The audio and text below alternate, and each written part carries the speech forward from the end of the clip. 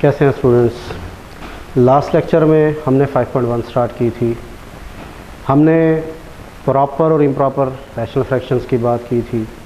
तो हमने proper rational fractions को स्टार्ट किया था, तो प्रॉपर रैशनल फ्रैक्शन का ही एक और क्वेश्चन हम सॉल्व करेंगे अब।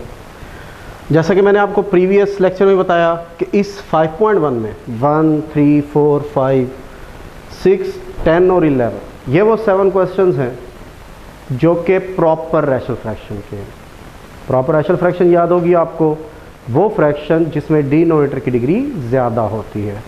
तो वैसा ये क्वेश्चन एक और सॉल्व करने लगा हूँ मैं। क्वेश्चन नंबर 6 में हमारे पास x minus A, x minus B, x minus C की स्टेटमेंट दी हुई है। अब इसमें आप देख सकते हैं बटा के ऊपर भी पोलिनोमियल है, अगेन डिनोमिनेटर में भी पोलिनोमियल है। न्यूमरेटर में अकेला x है तो उसकी डिग्री 1 है। डिनोमिनेटर में आपके पास 3 पोलिनोमियल्स हैं।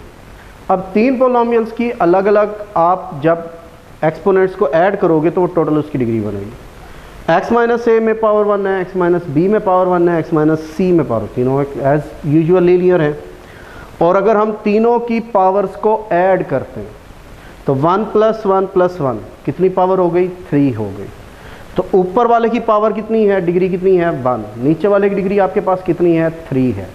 तो इट मीन्स डिनोमिनेटर की डिग्री ज़्यादा है। तो जैसे हमने प्रीवियस लेक्चर में बात की थी लास्ट टाइम भी कि डिनोमिनेटर की डिग्री ज़्यादा होनी चाहिए तभी वो प्रॉपर कहलाएगा। तो वो जो मैंने ऊपर नंबर्स लिखे हैं इन सभी क्वेश्चन नंबर में इसी तरह की कंडीशन ही है। कहीं 2 रकमें हैं, कहीं 3 है, लेकिन हैं सारे के सारे प्रॉपर रैशनल फ्रैक्शन।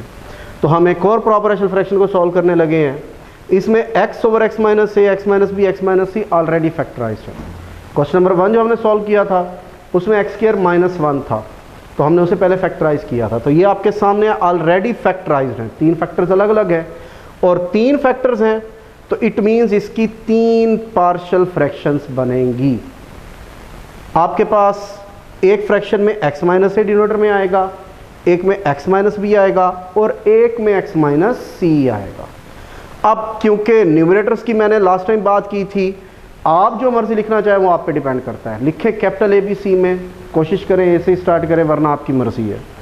तो मैंने एज़ यूजुअल जैसे लास्ट टाइम किया, पहले ए से स्टार्ट किया। पहला आपके पास वेरिएबल ए आया कैपिटल ए, फिर कैपिटल बी। अब उसके बाद मैंने सी लिखना था, क्योंकि बी, ए, कैपिटल और स्मॉल लेटर्स में लिखने का डिफरेंस है, सी का कोई इतना डिफरेंस नहीं है। मैंने इसलिए सी के बजाय यहाँ डी प्रेफर किया। आप चाहे तो आप सी लिख सकते हैं। आपको ए बी सी डी ही नहीं पसंद तो आप ई एफ और जी भी लिख सकते हैं, वो आपकी चॉइस है। मुझे बेटर क्या लगा कि मैं यहाँ ए और बी के साथ सी ना लिखूं, डी लिखूं, ताकि आप लोगों को कन्फ्यूजन ना हो कि कब मैंने न्यूमरेटर वाला सी लिखा है और कब मैंने डिनोमिनेटर वाला सी लिखा है। मैं सिर्फ आप लोगों को इस कन्फ्यूजन से निकालने के लिए मैं ये लिख रहा हूँ। तो नेक्स्ट चलेंगे, हमने बटा ख़त्म करनी है। बटा ख़त्म करनी है तो हम मल्टीप्लाई करेंगे। वही काम पहले फ्रैक्शन ख़त्म करें, तो मल्टीप्लाई बोथ साइड्स बाय ये जो लेफ्ट हैंड साइड पर आपके पास फ्रैक्शन में रकम है डिनोमिनेटर में x minus A, x minus B, x minus सी।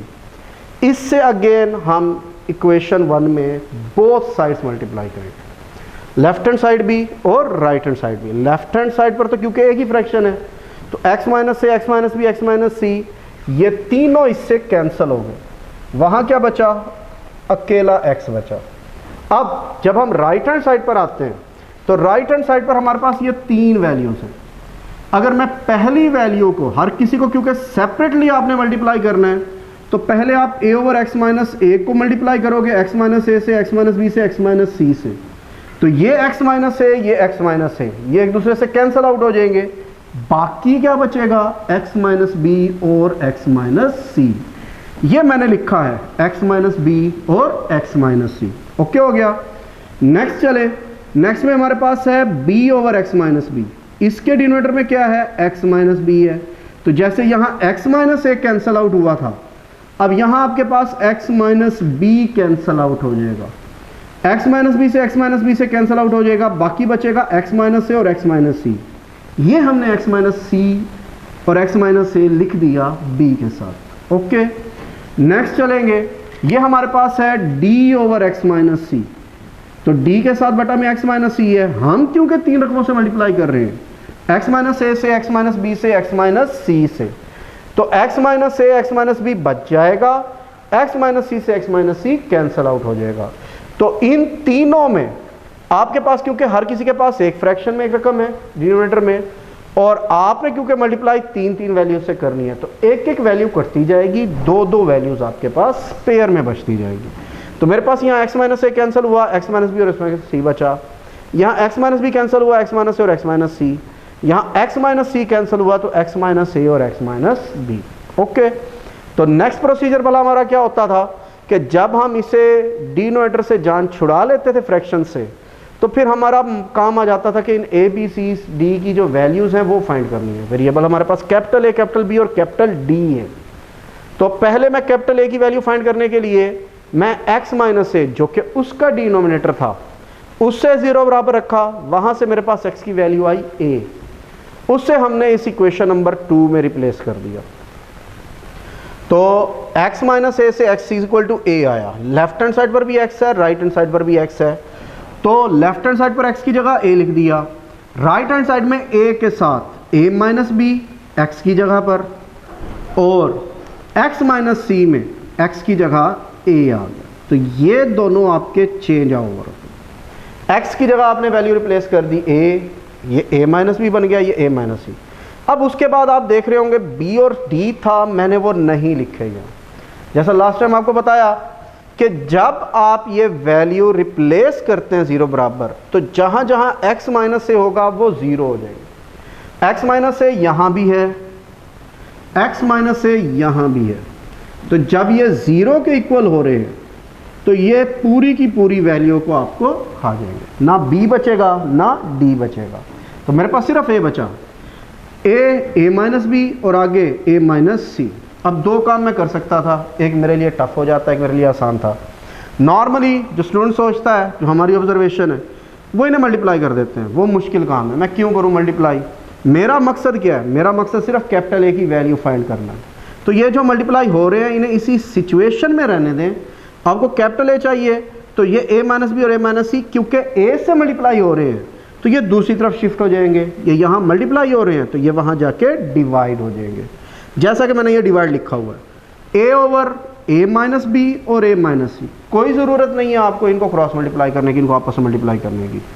हम अपनी वैल्यू को कॉम्प्लिकेटेड कर लेंगे, आप दो ब्रैकेट्स में चल दे दें, आपके लिए लिखने में बेहतर रिप्रेजेंटेशन है। अब जो काम मैंने यहाँ x माइनस ए के साथ किया है, वही बात कि a का डिनोमिनेटर उठाया था तो a की वैल्यू मिली है, तो ये भी तसल्ली होगी कि हाँ जो बात हमने की थी कि जिसका डिनोमिनेटर आएगा उसी की वैल्यू आपको मिलेगी, वो उसी की वैल्यू ही मिली है।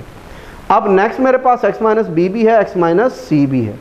आप चाहे x माइनस सी पहले लिखें, चाहे आप x माइनस बी लिखें। मैं पहले उसी तरतीब में आ रहा हूँ जैसे मैंने पहले x माइनस ए किया।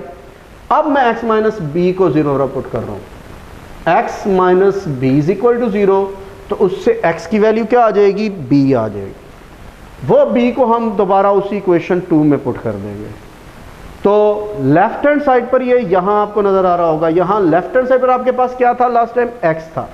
तो x की जगह आप क्या पुट करने जा रहे हो, अब आप b पुट करने जा रहे हो। तो जब आप x की जगह b पुट करोगे तो लेफ्ट हैंड साइड पर तो आपका b आ जाएगा।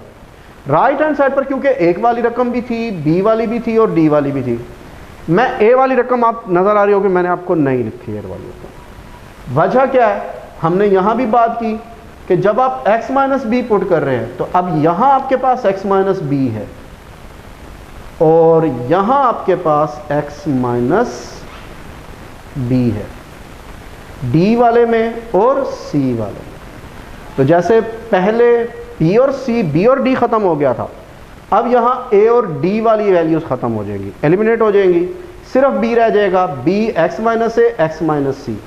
तो वहाँ x की जगह पर हम क्या पुट कर रहे हैं, b पुट कर रहे हैं।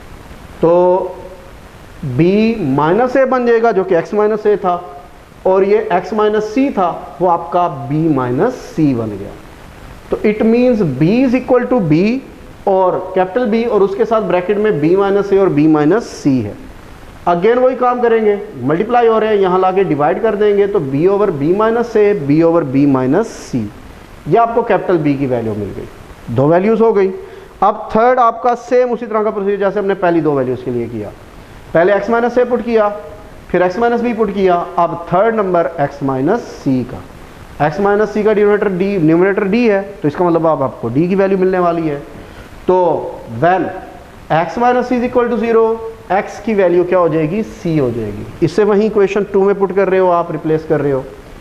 तो लेफ्ट हैंड साइड पर x था, x की जगह अकेला c आ जाएगा, वो हमने ये c रिप्लेस कर दिया। राइट हैंड साइड की बात करें तो आपके पास a भी था, b भी था कैपिटल्स में, और d भी था। वही बात जो हम प्रीवियसली करते आ रहे हैं कि a के साथ x माइनस सी है और b के साथ भी x माइनस सी है, और क्योंकि आप x माइनस सी को 0 बराबर पुट कर रहे हो, तो ये जो x माइनस सी वाली दोनों वैल्यूज हैं a और b वाली, वो दोनों ख़त्म हो जाएंगी, एलिमिनेट हो जाएंगी, उनको मैं नहीं लिख रहा, मैं यहाँ सिर्फ d वाली वैल्यू लिख रहा हूँ। तो d c माइनस ए और c माइनस बी आ गया। तो x की जगह c पुट किया, यहाँ भी x की जगह c पुट किया, c minus A c minus B multiply हो रहे हैं, वही काम ये वहाँ जाके डिवाइड हो जाएगा। तो c over c minus A c minus B किसके इक्वल आ गया, d के। तो काम आपका ऑलमोस्ट कंप्लीट हो गया। आपने 3 वेरिएबल लेट किए थे a, b और d, तो a की वैल्यू मिल गई, b की वैल्यू मिल गई, d की वैल्यू मिल गई। ये तीनों वैल्यूज को हम रिप्लेस कर देंगे इन इक्वेशन 1, वो जहां से आपका सफर स्टार्ट हुआ था। x over x minus A, x minus B, x minus C, left hand side as it is. Right hand side पर वहां आपके पास a over x minus A था, क्योंकि a की वैल्यू आपको मिल गई है माइनस बी माइनस सी, तो ये मैंने a की वैल्यू रिप्लेस कर दी कैपिटल A की, इसलिए ब्लू से लिखा है, क्लियरली आइडिया हो जाए कि हमने a की वैल्यू क्या रिप्लेस की है जो हमने फाइंड की थी। नेक्स्ट पे आए तो यहाँ b था, ये b की वैल्यू रिप्लेस की, और यहाँ d था x माइनस सी के डिनोमिनेटर में, तो ये उसकी वैल्यू रिप्लेस कर दी। a की जगह a over a minus B a minus C, b की जगह b over b minus a b minus C, d की जगह c over c minus a c minus b। तो अगेन क्योंकि दो डिनोमिनेटर हैं, फ्रैक्शंस डबल हो गई हैं, तो दोनों डिनोमिनेटर्स आपस में मल्टीप्लाई हो जाएंगे। a over a minus B, a minus C और x minus A, then b over b minus A, b minus C और x माइनस बी, और लास्ट में c ओवर, ये तीनों इकट्ठे हो जाएंगे, c minus A, c minus B और x माइनस सी। तो इस तरह से हमारी एक रैशनल फ्रैक्शन को हमने 3 पार्शियल फ्रैक्शंस में कन्वर्ट कर दिया। तो अगेन वही बात जो हमने पहले बात की थी कि जब आप किसी रैशनल फ्रैक्शन को रिजॉल्व करते हैं पार्शियल फ्रैक्शन में, तो सबसे ज़्यादा जो आपकी हेल्प आउट करती हैं वो उसके डिनोमिनेटर के फैक्टर्स होते हैं। डिनोमिनेटर के फैक्टर्स आपको बताते हैं कि हाँ कितने फैक्टर्स होने हैं। अगर आपके पास फैक्टराइज कंप्लीटली नहीं होगा तो आपको आइडिया क्लियर नहीं होगा, अगर आप आइडिया कुछ बना भी लेंगे तो वो गलत आंसर की तरफ ले जाएगा। तो यहाँ मेरे पास क्योंकि x minus A, x minus B, x minus C 3 factor थे, तो मेरे पास रेजोल्यूशन फ्रैक्शंस भी 3 आई, और ये अगेन आइडेंटिटी है, अगर इनका एलसीएम लूँगा तो दोबारा मेरे पास वही रकम आ जाएगी। तो हमारे पास ये तरीका है प्रॉपर रैशनल फ्रैक्शंस को सॉल्व करने का। अगेन जो हमने आइडेंटिफाई की हैं ये सारी की सारी क्वेश्चंस 1, 3, 4, 5, 6, 10 और 11, ये आपके सातों क्वेश्चंस इसी तरतीब के हो जाएंगे एज इट इज़। ये मैंने ABC वाला इसलिए सॉल्व करा दिया था कि स्टूडेंट्स को कुछ को परेशानी हो जाती है कि नंबर्स हैं तो चलो हम सॉल्व कर लेंगे, ABC देख के थोड़ा सा डर जाते हैं, घबरा जाते हैं। तो यहाँ ABC वाले ये टोटल 3 क्वेश्चन है। एक ये क्वेश्चन था क्वेश्चन नंबर 6, एक आपका क्वेश्चन नंबर 10 है और 11। क्वेश्चन नंबर 10 में जैसे आपके सामने ये है, जब 6 में मुझे सॉल्व करते हुए कहीं प्रॉब्लम नहीं हुई, हाँ मेरा काम कम ज़रूर हो गया, वैसे ही आपको क्वेश्चन नंबर 10 में और 11 में भी इशू कोई नहीं होगा, तो इसलिए घबराने की ज़रूरत आपको नहीं है। ये देख लेंगे जी ABC आ गए, यहाँ रकमें नहीं आई, नंबर 2, 3, 5 नहीं आए तो आपको परेशानी हो जाएगी, ऐसा कोई इशू नहीं है। तो जिस तरह से ये इजीली सॉल्व हो गया है, वैसे ही क्वेश्चन 10 और 11 भी सॉल्व हो जाएंगे आराम से। मज़ीद कोई इश्यूज़ हों तो आप डिस्कस कर सकते हैं।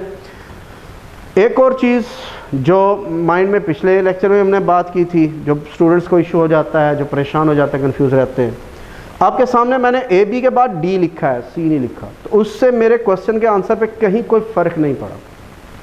मैं अगर यहाँ डी ना लिखता, ई लिखता, तब भी मेरा क्वेश्चन सॉल्व हो जाना था।